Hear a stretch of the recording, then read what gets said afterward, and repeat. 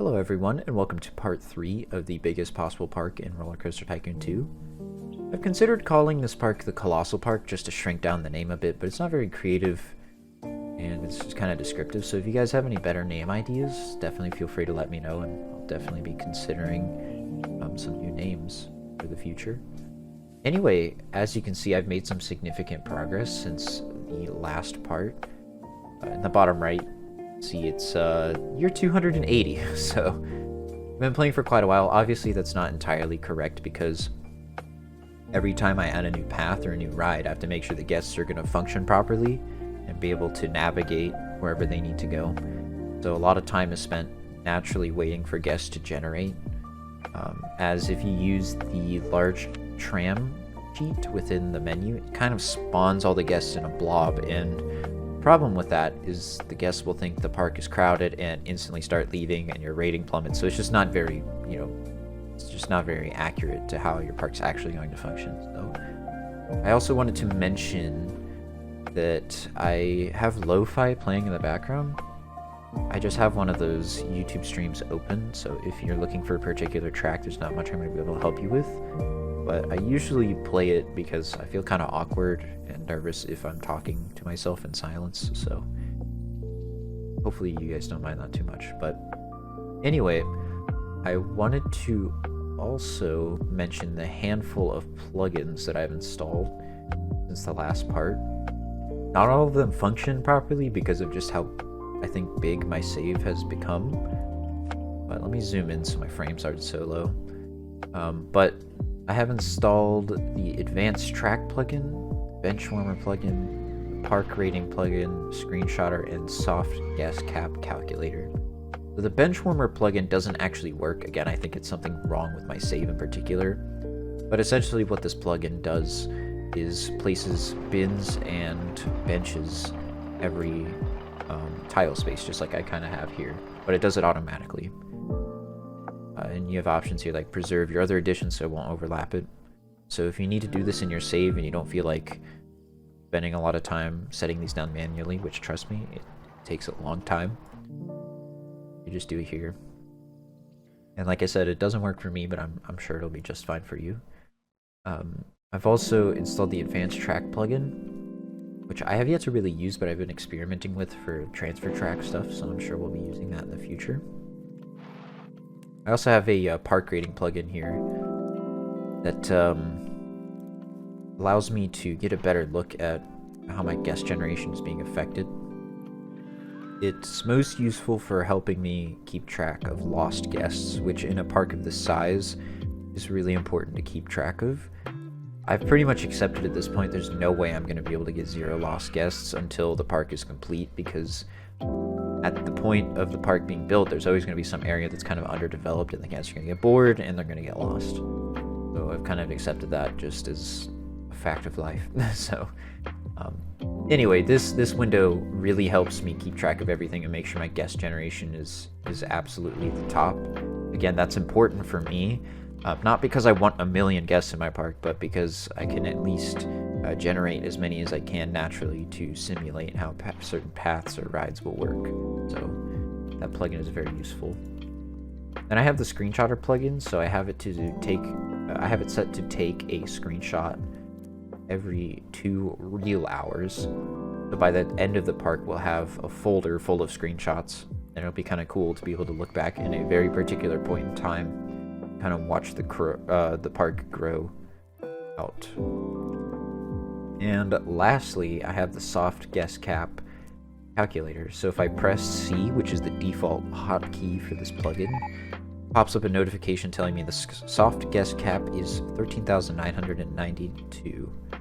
So that means that right now, that is my guest cap. And so every time you add a ride or something like that, it actually increases. Now the reason mine is 13,000 is because I believe that stalls actually contribute to the soft guest cap, which is something I didn't know. I thought it was only exclusive to rides, thrill rides, and stuff like that. So because I have the path design now that basically incorporates 2 stalls every 3 tiles, makes sense why it's at 13,000. So it'd be cool when this park is complete, just to see how many guests we can push into this park. And I'll probably have to upgrade my computer because my 1070 Ti probably not gonna be able to handle all that. And it will also be fascinating to note the CPU, GPU, or RAM dependency, if there is any, when you start increasing guest and sprite numbers, but we'll kind of see that later on. Right now, the park stability is pretty good. If I zoom out all the way, you'll see I get 5 FPS, so that's kind of remained the same, if I'm remembering correctly, from my previous parts, but we'll have to see.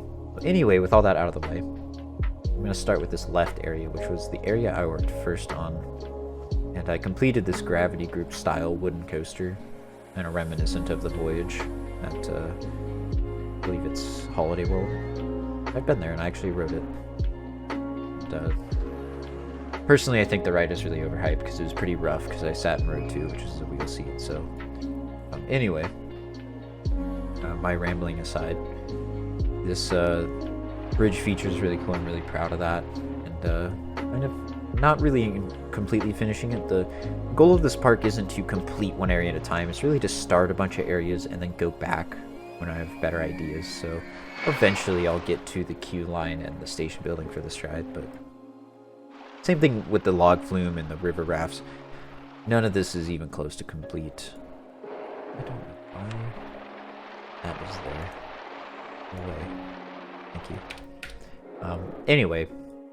Oh, I know why that's there. Because I was marking the traditional size of what used to be considered a mega park, which actually goes out to that square. So we have officially surpassed the kind of standard mega park and are now beyond that, which is pretty cool. Anyway, continuing on down, I'm still sticking with that theme that as you get further in the park, the rides become more modern, because it's generally how parks are. So I have the typical Bnf hyper coaster here, and I have an RMC launched lift hill ride, which is really cool. And I wanted to give quick credit to X7123M3256 and our respects for making this model happen. It's a very cool model, and I'm glad it's in the game.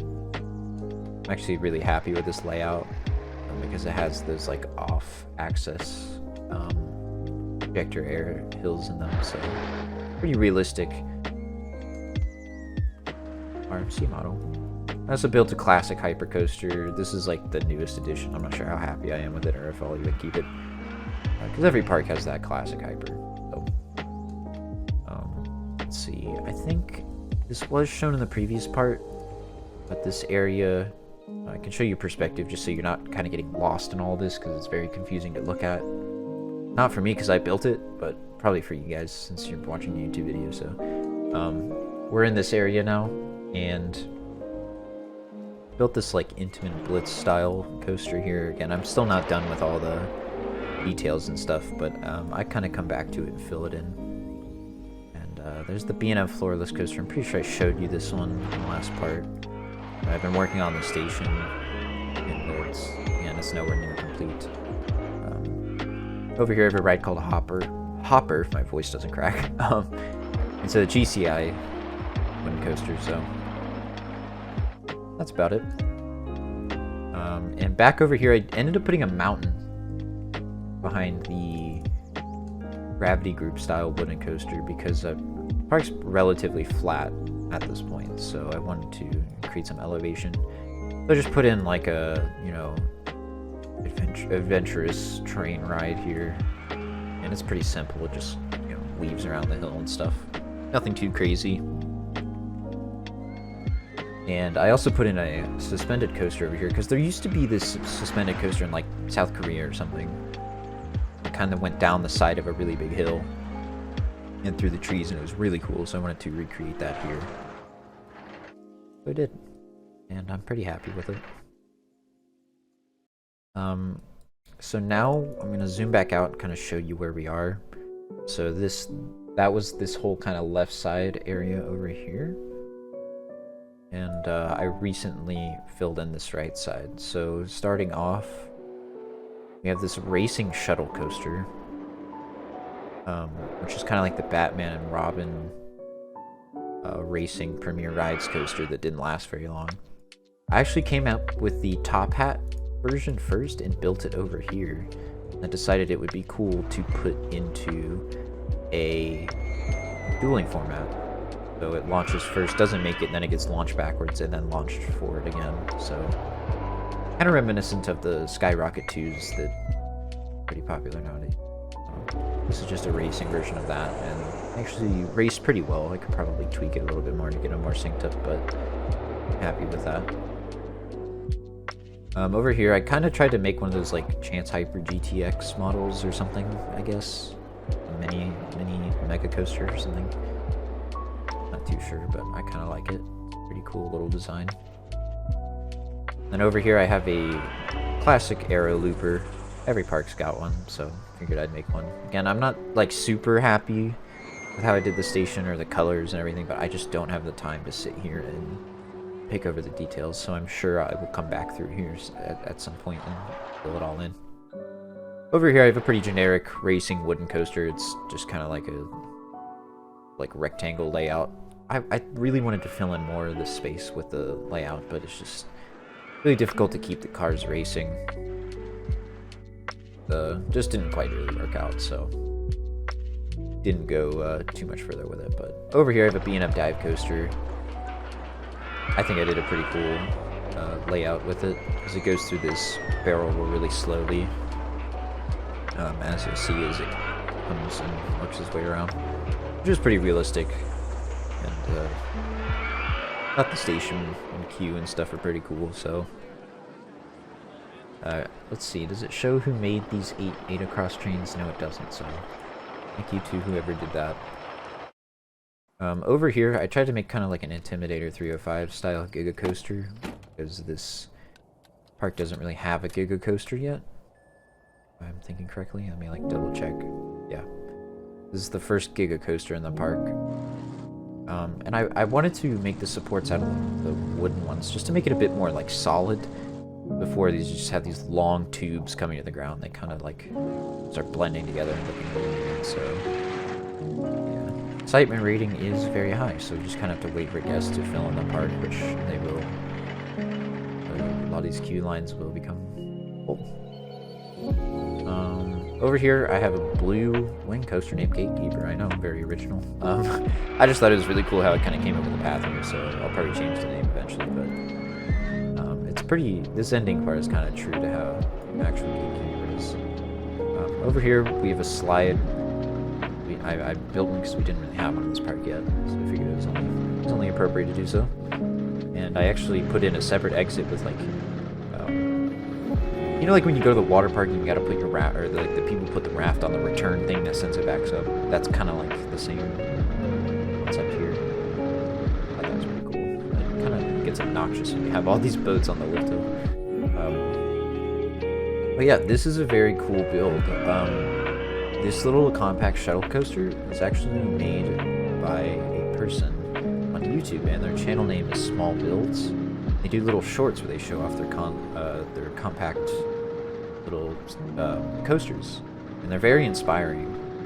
It's pretty rare for me to see other people's builds and get inspired, just because I've played this game for so many years, and at certain points you feel like you've seen it all for the most part. Not to discredit anybody, it's just kind of how I personally feel.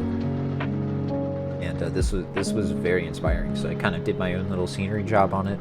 And yeah, so definitely have him linked in the description. Make sure you check out Small Builds. Super inspiring, and I'm sure you can incorporate some of their builds in your park. These go-karts are kind of filler. I'm not sure if I'll keep them here, but for the time being, they're just kind of to help fill in the square, because I couldn't figure out anything else to put here. And then I just have like a Vekoma style SLC. Pretty generic, nothing too crazy. And I've got another monorail station. I'm trying to divvy up the park into like individual monorails. So I have a monorail that covers the right side here, and then there's a monorail that covers like the main entrance that goes around like this, and then the left side has its own monorail, And I'm considering putting another monorail in for this top right section. Haven't done it yet, so I think that about covers it. Oh yeah, there's this ride back here, which I'm not sure if I'll even keep it, because it's just kind of like a worse version of this other Intamin Blitz that I built, but I think it could be pretty cool. I kind of got inspiration from Maverick with like the whole launch and turn thing. I'll probably put scenery around it and then decide if I want to keep it or not, but yeah, so here's the park from the opposite angle. We're actually getting to the point where the maximum view distance is no longer enough to see the whole park, which is it's one of my favorite views, because I've never gotten to see this, and I hope we'll get to this point where this whole frame will be filled. And on a 1440p monitor, that's a lot of real estate, so it's definitely something to be proud of.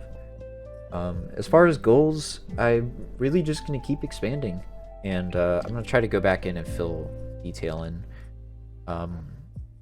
You can kind of expect a lot of builds to end up looking sort of like this Hyper that I called Soren, which was named after an old Epcot ride, which I actually got to ride. It was super cool. See how ADHD I am? Anyway, this is what most builds will probably look like by the time, you know, finishing starts to happen. So a lot of this is pretty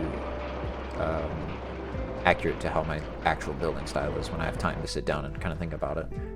So I hope you're excited for the future this park has. I definitely am. I'll be looking at making these lakes a little bit less boring, because they take up a lot of space and they don't really do a whole lot. And this is a good example of how I want them to be, where, you know, there's some ride incorporation and there's vegetation and stuff, so it doesn't just look like a cheap way to fill in more park real estate without actually building anything. So yeah, definitely let me know if there's any stylistic choices you do like or don't like. I'll be sure. I love the comments. Every time I get a new comment, just helps me get inspired, because playing this game for hours and hours gets old really quick. As much as I love this game, and as much as I do want to complete this goal, there are some days where I just can't pick up this this park. But you can kind of see that we're getting relatively close to the next park entrances. I don't know what your definition of close is, but I'd say we're like almost halfway there. I'd probably consider this area right here about halfway there. So I don't know how connecting to multiple entrances affects guest generation, but I guess we'll just kind of have to see. I don't know if it doubles it or if it really does anything at all. So yeah, I mean, the goal is looking more and more attainable, and I look forward to you guys' comments. Again, I really appreciate all the support my last parts have received, even though I had to essentially restart the entire park. My last part broke 100 views, which is a huge deal. You know, that's a lot of people, so I'm surprised there's even really that much of an audience for this game after all these years. But I think I'm out of things to say. I thought there was one more thing I was gonna say. Oh yeah, live streaming. I ended up doing a test stream, and it went pretty well. It was really late at night, and just kind of posted to Reddit to see if anyone would join. No one really did, but ended up getting taken down because copyright, because I listen to music while I play. So I'm not sure how much streaming I'll do on YouTube from here on, just because I don't want it to affect the channel and stuff like that. But anyway, I'll catch you guys in the next part. See ya.